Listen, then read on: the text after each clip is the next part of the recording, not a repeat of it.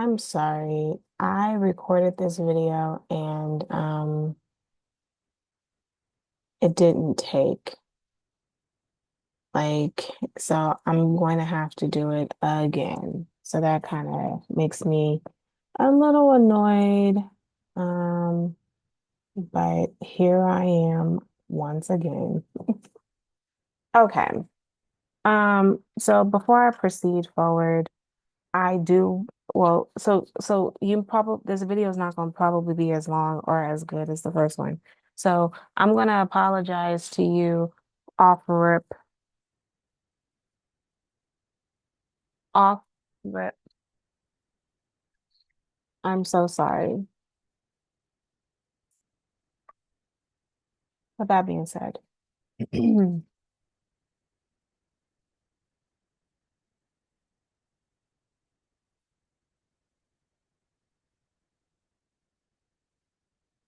with that being said, let me move on and focus on the present. Okay, I'm going to first I want to put it out there because I think it's important to note. Sister Souljah has a new book. And I was like, didn't I see this before? And they're like, no, you didn't. I kept making sure. I was like, are you sure, sure, sure? It's not even supposed to be here to October 16th. So I was really surprised that it came. I pre-ordered it. Look, why am I not enthusiastic? And I really looked at it again, and I'm not enthusiastic because you should know. Uh, I reviewed Life After Death, highly anticipated book. I fundamentally hated the book. And I also went back and I read the other books to make sure when I gave you that review, I didn't go back and reread Midnight because I hated Midnight. And but I did not read Winter's Little Sister's book. So I went and I did that one. So drop down, scroll Life After Death. It's one of my bigger videos. If you want to go and get a refresher on what that book was about, scroll down, press play. I appreciate the view. I appreciate the like. I appreciate the subscription, but I'm not necessarily saying that you're going to enjoy you may enjoy me, but the book is not enjoyable at all. Um, but I was like, I am doing it for the people. I'm doing it for you. I've already started it. I'm already hating it.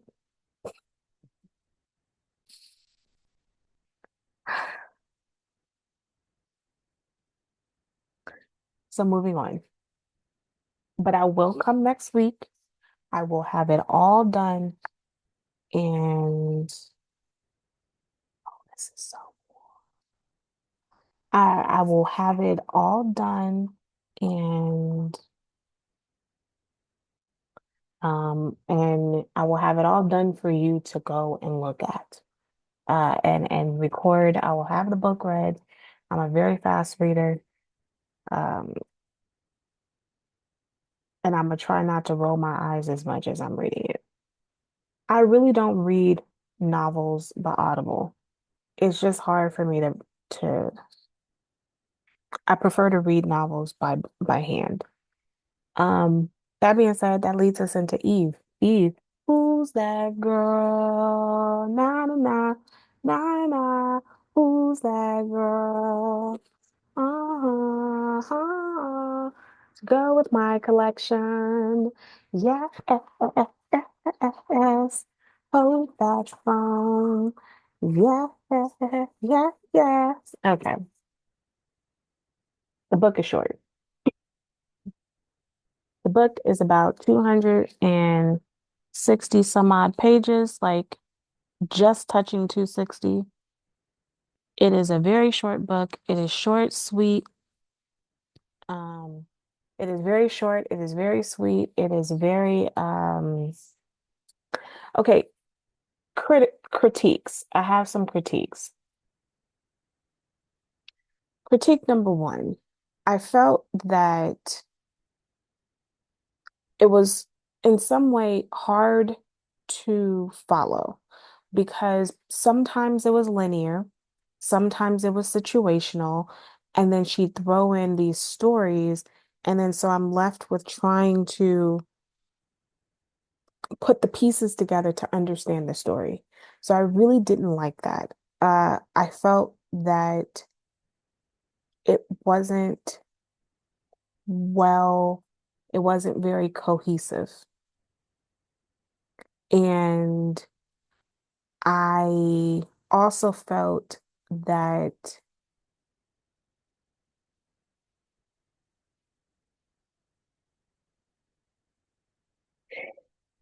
it wasn't very reflective.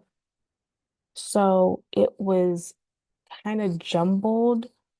Um, it kind of it's telling you how she pretty much got to the place that she's at, which is fine, but it just doesn't seem to be as a cohesive piece of work. I'll note critique number two. I also felt that one of my biggest issues, and I really think it's the biggest one, is I don't feel that she was ready to do this book.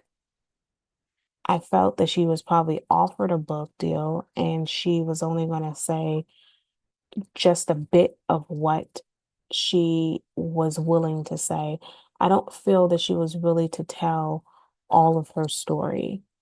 Um, and I say that because there are times where she says a name, she'll say names. Like the thing that came up quite a bit during this press tour is how Jay Z treated her. Like he picked up the phone, called her in 99 and was like, congrats on your debut album, but you're a female rapper.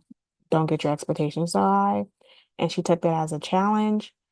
She dropped, but she even did that in a way that wasn't trying to disrespect him.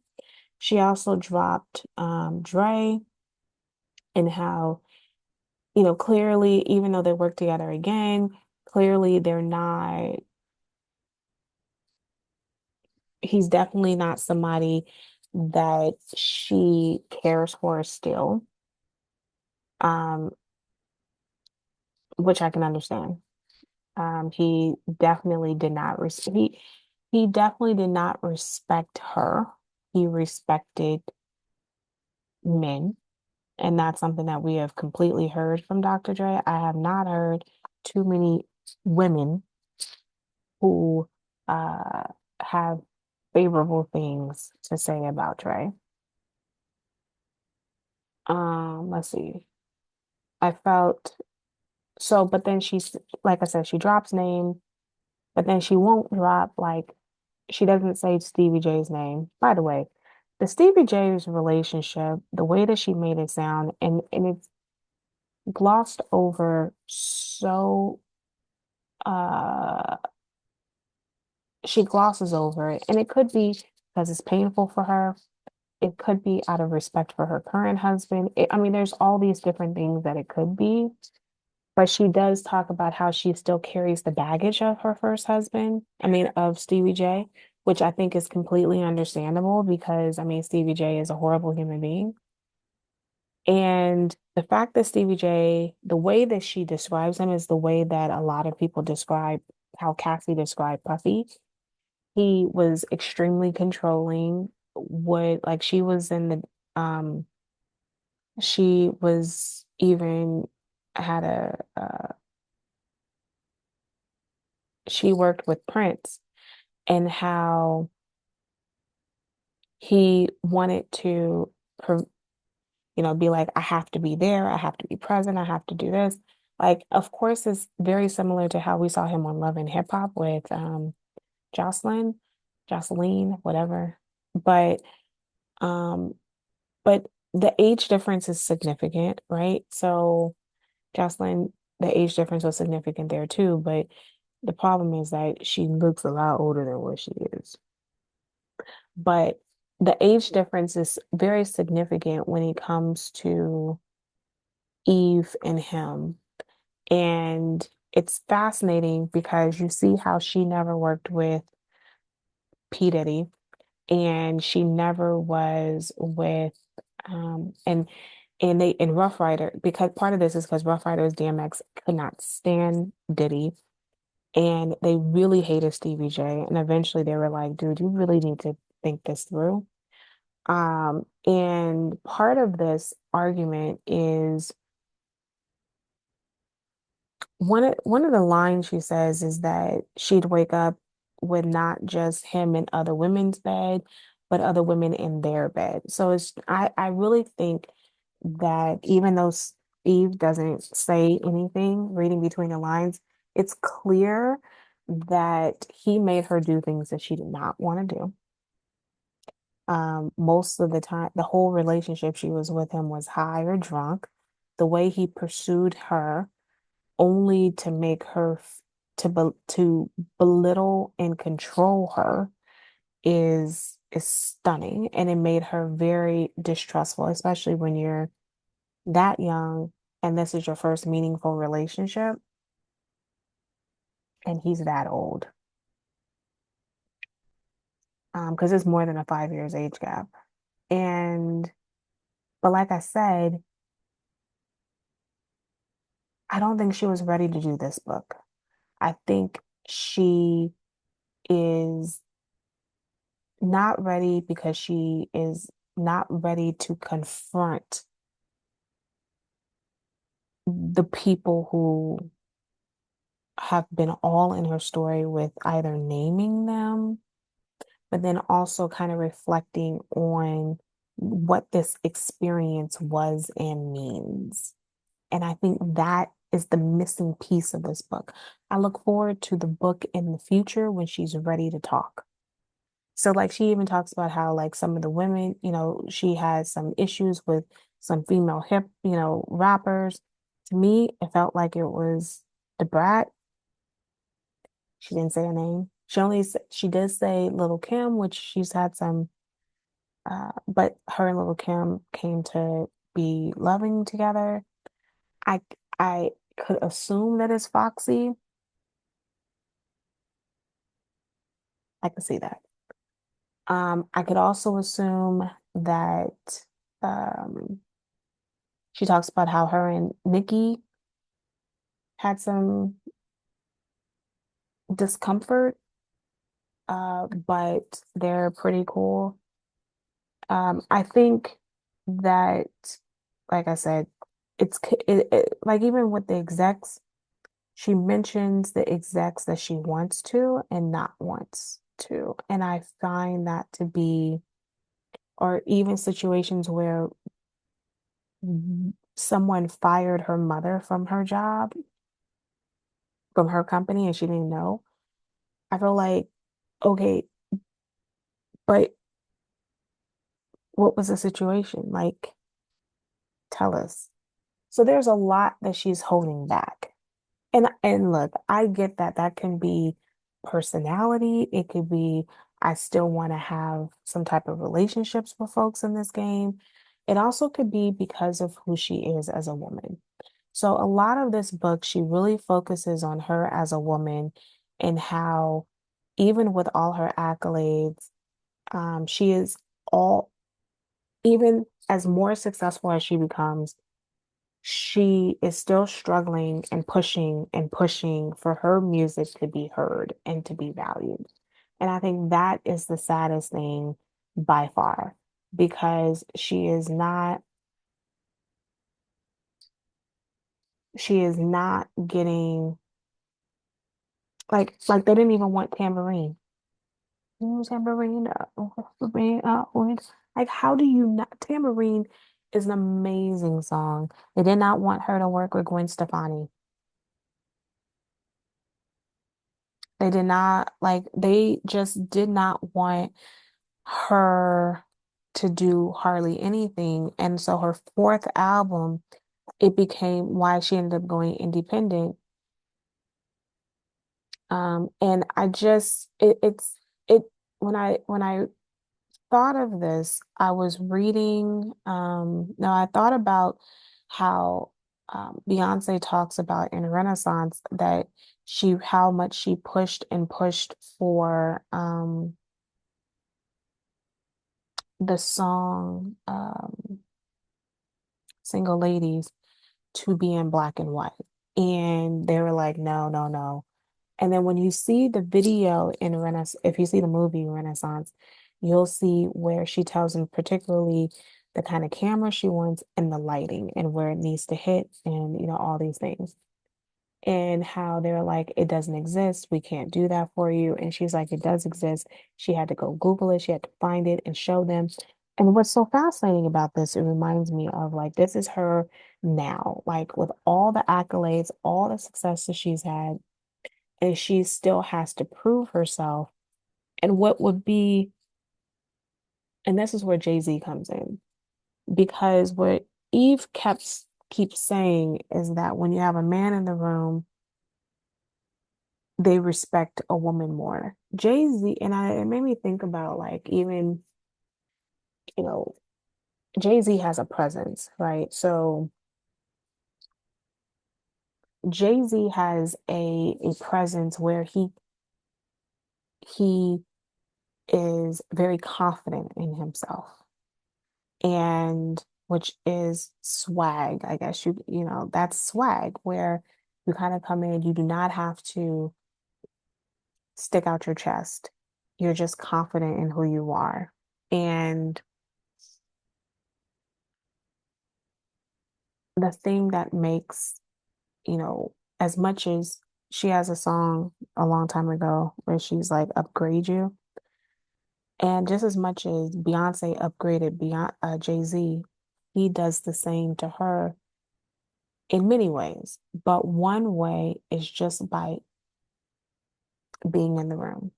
And if you watch the Renaissance film, like just he says hardly anything in the film at all, but he's always present. And so when he is just in the room, just him being in the room makes the men who want to tell Beyonce no pause. He didn't say anything. But are you really, and I know that people like to say, oh, that's Mr. Beyonce, but in the business world, she's Mrs. Carter. And I get that we're supposed to be like, oh, that's so charming. That's really freaking frustrating that you have to have a husband or this man to just sit in the room. So like Eve brings up how she was having problems. She was like, they're not giving me the money I need, the money I want, whatever, with her label. So for Interscope, she calls up Suge, can you come with me? And the irony about this is that Suge was the one that a lot of these women went to. See, this is where it becomes really complicated. And I know you're going to get into my comments about this, but um, when I was in my 20s, I had a friend. I mean, I still believe she's my friend, but we had some struggles. And it was it was an understood that if you had a problem in entertainment, you could pick up the phone, never have met Suge at all. But if you had Suge's number, you could be like, yo, can you help me? And he would be the kind of person who would Do you need money? You need your rent paid? I'll pay your rent. No strings attached. Like, you do not have to have sex with him in order for him to pick up the phone, to drop some money off, to come into negotiate with your label. He didn't even ask for money for that.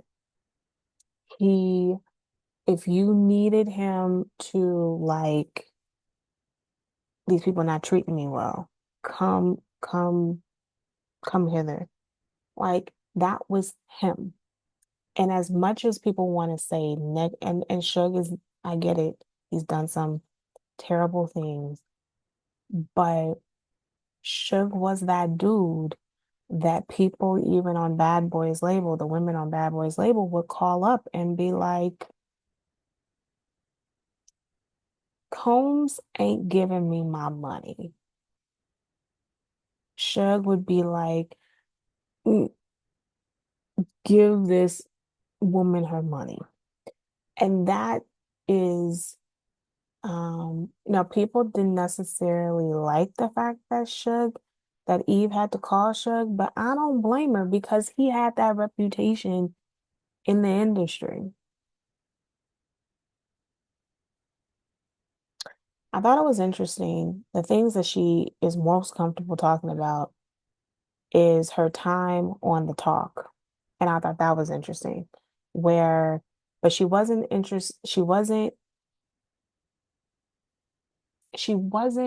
forthcoming with saying who are the people who said what that was backstabbing and doing stuff to you. But I'm like, you only got a certain number of hosts, which going down the line, there's not that many of them. We can put fingers and be like, that's the girl, that's the girl. So it's kind of it's like, yo, we already know, like you just say the name, yo. That kind of a thing. So it's just kind of that was a little frustrating for me. And Queen, it's interesting she was willing to continue to do Queen, but she was first of all, I never wanted to be in a girl group. I didn't like girl groups. That's why and so she was like, we the talent, we're fighting each other like we're in a girl group. She does mention that that her and Brandy did have a nice verse when they did a battle on the show. So I'm not sure, but I feel that uh she said that the talent, her, Brandy, and the other girl, forgive me. Now, the interesting thing is the other girl also had her own history of being difficult. Now, she's been trying to clean up herself since she was on Power and whatever. She's been trying to clean up her reputation, saying, I'm not difficult to be with. Did I? Okay, yeah, yeah. Well, we have another iteration here where, ma'am, it's you and Brandy are not good or not cool people to be around. And it brings back for me, I know you guys want to be in my mentions where I am much more of a Monica person than I am Brandy. So whatever. And I did not like Brandy's last album, so whatever. And because y'all did chew me up, I don't care. I said what I said, but it does make me feel even more confident that Brandy is the problem. See, it's not just Monica that had an issue with her, it was also Eve. Monica was not the problem. Her and Ray J not getting along, that don't count because it's Ray J. So let's just let that go. Um, uh, Anywho, what was I gonna say? So there's that part. But like I said, the theme of men being this in this completely male space, I am completely understanding where she's coming from.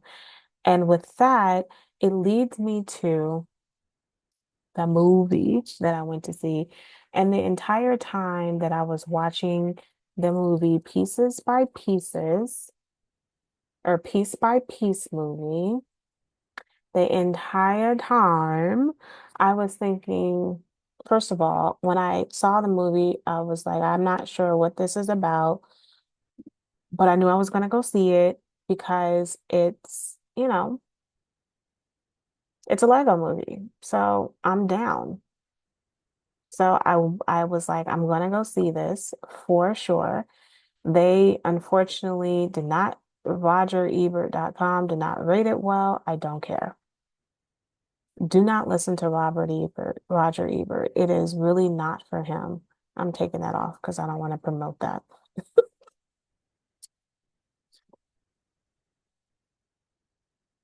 Um, I just think it was such a fantastic movie, and I'm trying to just throw up the thing. It's a fantastic movie because why is it fantastic? Because first of all, I was like, I don't know what this is. And then because it's a Lego movie, of course, I'm bringing the kids. And then I went to, oh my gosh, what is this? And so as I kept watching it, I was like, oh my gosh, this is a documentary? How innovative. And it fits Pharrell's personality. He is a wacky kind of person, very unique individual. And I just thought this was an amazing idea. It was so amazing. I was so amazed, so stunned, so in love, so liked it. And I learned a lot about Pharrell for sure. But at the end of the day, especially after reading Eve's book, I kept thinking, "Hmm, male privilege is amazing because, um, yeah, male privilege is so, so amazing because who would green light this movie and for it to be in theaters? Who? And of course, it would have to be Pharrell because he's unique. But I think also, I mean, he put the money behind it. And then you think about like how much money this guy had to have made. I mean, he was on everybody's album, and it was just an amazing story. It's colorful, it's dynamic, it's short. It's an hour and a half. And you have this nice little motivational thing. Pharrell has a really great docu-series reality show kind of a thing about his uncle's church on Netflix. Amazing. Came out during the pandemic. And they did go on tour. It was an amazing idea. He's just really out of the box. And I thought this was a great way to show how out of the box he is. Um, yeah, I mean, I really encourage you to see it. Take your kids to go see it. They will actually sit through a documentary. It is not for, it is not a kids movie, but it is presented in a way that kids would be interested in the movie because it's colorful. It's a Lego. Like, I mean, it's really a dope idea. Like, I champion this film. So with that being said, I bid you adieu.